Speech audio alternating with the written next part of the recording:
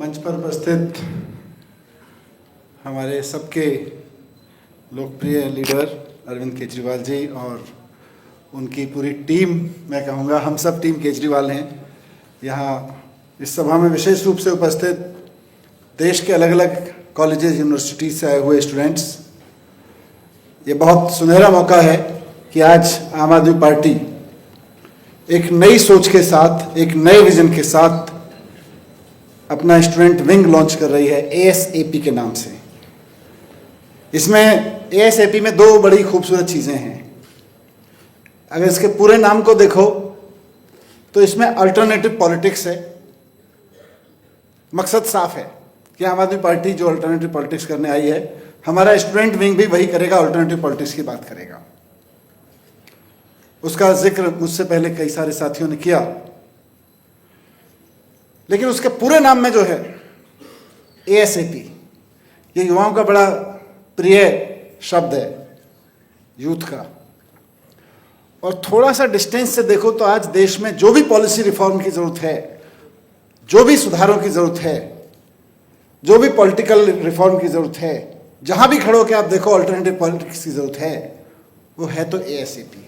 We are late, हम late हो गए हैं, बहुत सारी चीजों में लेट हो गए हैं।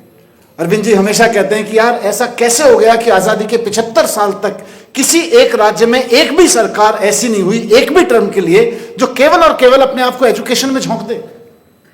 ASAP, लेट हो गए। तो ASAP का नाम सिर्फ हमें थोड़ा ठंडे दिमाग से सोचेंगे तो अल्टरनेटिव पॉलिटिक्स के लिए हमेशा सोचने के लिए मजबूर करता रहेगा।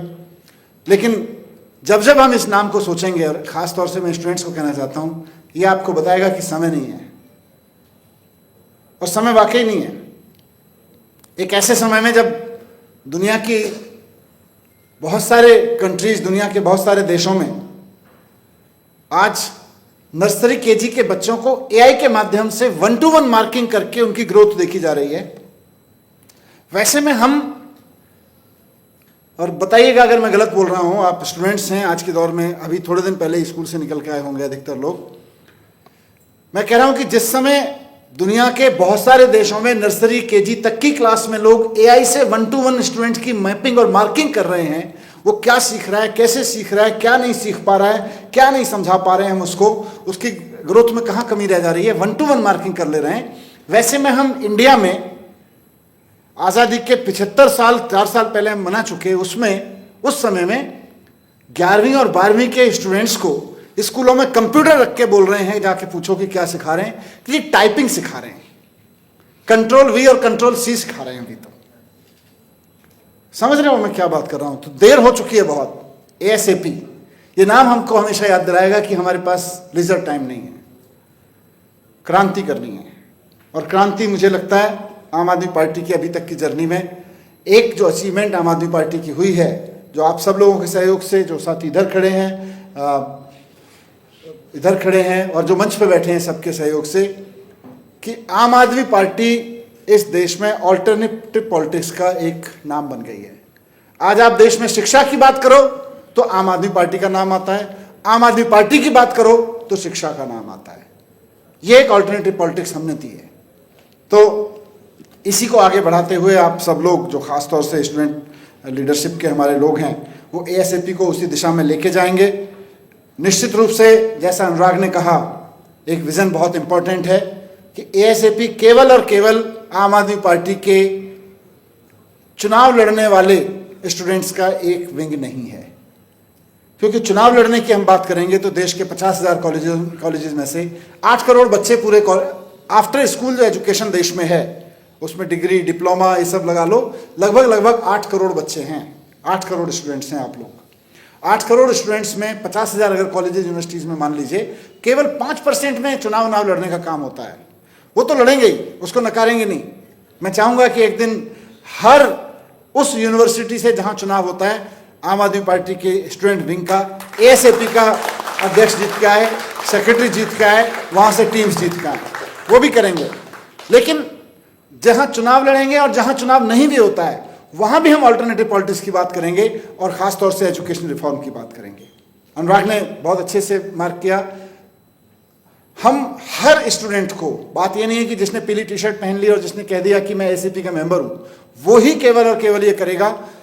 8 करोड़ स्टूडेंट्स को, वैसे तो पूरे देश में अगर स्कूल और कॉलेज के लगा के देखेंगे तो 31 करोड़ स्टूडेंट्स हैं, पर 8 करोड़ खासतौर से कॉलेज वाले स्टूडेंट्स को, हायर एजुकेशन वाले स्टूडेंट्स को, 8 करोड़ स्टूडेंट्स को सोसाइटी के साथ सीधे कनेक्ट करना है, देश के साथ सीधे कनेक्ट करना है, एक एक के अंदर कूट कूट के देशभक्ति की भावना भरनी है। ये एएसएपी का काम है, ये काम आपके ऊपर है। आम आदमी पार्टी की पूरी लीडरशिप आपको इस रूप में देखेगी कि ये हमारा वो विंग है जो 8 करोड़ स्टूडेंट्स के बीच देशभक्ति की भावना, उनको देशभक्ति के काम में लगाने का काम करेगा। ये नंबर 2।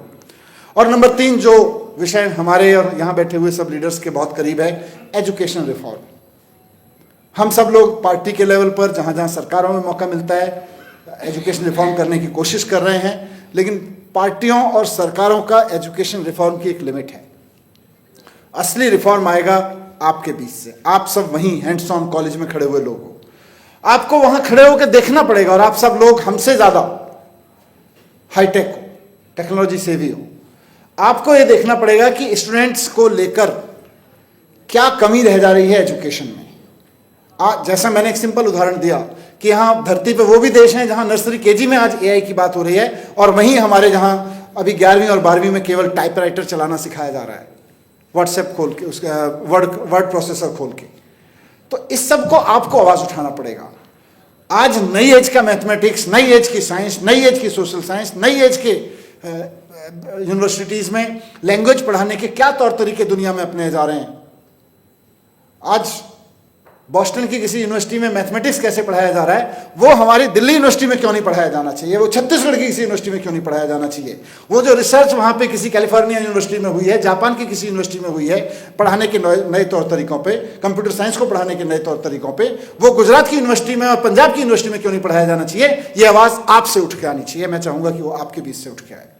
वो आप उठ के आएगी, फिर आम आदमी पार्टी भी फोर्स होगी, कांग्रेस और बीजेपी, अकाली वकाली सब फोर्स होंगे कि वो भी उसकी बात करेंगे। आप इस देश में एजुकेशन रिफॉर्म की पॉलिटिक्स करेंगे। एजुकेशन रिफॉर्म क्या चाहिए वो कॉलेज का खड़ा हुआ लड़का लड़की बताएगा क्या चाहिए हमें। आज अगर अमेरिका अपने बच्चों को इस स्टाइल में पढ़ा सकता है, यूएस इस स्टाइल में पढ़ा सकता है, उस टेक्नोलॉजी का यूज करते हुए हम क्यों नहीं पढ़ा सकते हैं। इस पर आपको बात रखने की जरूरत पड़ेगी। तो एजुकेशन रिफॉर्म का चेहरा बनेंगे, एजुकेशन रिफॉर्म का ब्रेन बनेंगे, एजुकेशन रिफॉर्म की आवाज़ बनेंगे। मैं ये उम्मीद करता हूँ बहुत ज़रूरतें हैं और इस देश के 31 करोड़ स्टूडेंट्स को रिप्रेजेंट करेंगे आप, और 140 करोड़ लोग। और जिस दिन आप ये सब करने लगेंगे, आप यकीन मानिए इस देश के 140 करोड़ लोग आपकी तरफ उम्मीद से देखेंगे, आपके ऊपर भरोसे से देखेंगे। इसलिए एएसएपी लॉन्च कर रहे हैं। सिर्फ इसलिए नहीं कि हम एक पार्टी हैं, एक स्टूडेंट विंग होना चाहिए, सिर्फ इसलिए नहीं कि बाकी पार्टियों के विंग चुनाव लड़ते हैं, हमें चुनाव लड़ना चाहिए, नहीं, बिल्कुल नहीं। ऑल्टरनेटिव पॉलिटिक्स करनी है, अभी तक की है, आगे भी करेंगे। स्टूडेंट विंग में भी यही होना चाहिए। बहुत बहुत शुभकामनाएं सभी स्टूडेंट्स को जो इसके फ्लैग बेरर बनने वाले हैं, और वो पूरी टीम जो इसकी ब्रेनस्टॉर्मिंग करके यहाँ खड़ी हुई है, इसको यहाँ तक लेके आई है, उसको भी बहुत बहुत बधाई देना चाहता हूँ। Thank you very much.